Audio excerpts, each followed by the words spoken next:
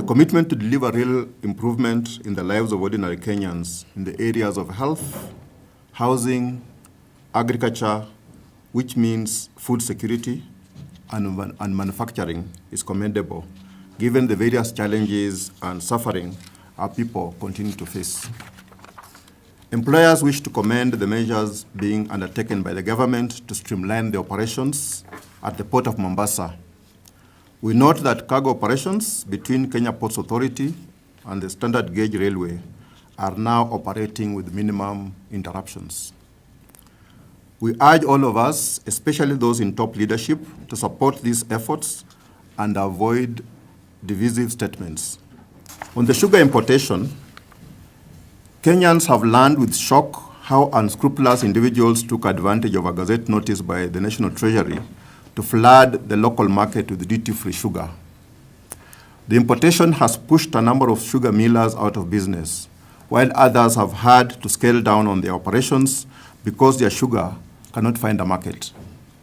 We call upon the government to take stern action against those implicated with a view to saving the sugar sector, whose operations now hang in a balance and have jeopardized many jobs.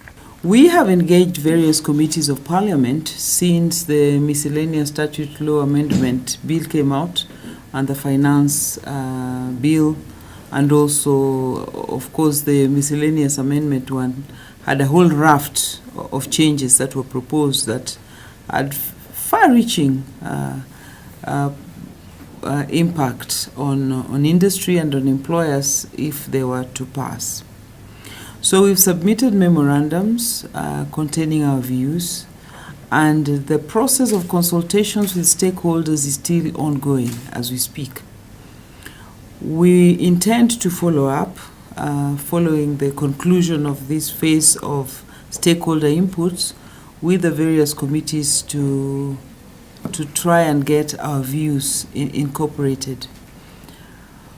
On the labor laws themselves and the amendments that were proposed, I know the Committee of Parliament has produced a report which by and large agrees with our position and that of the workers and various stakeholders who are concerned about the changes proposed.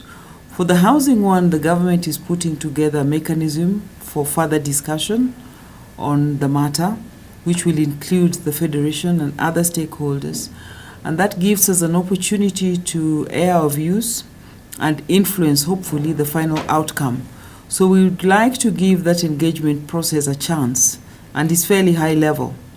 And from that engagement and also inputs from the ministry, we're also going to have a meeting with them to explain specifically what the proposal on the housing fund is.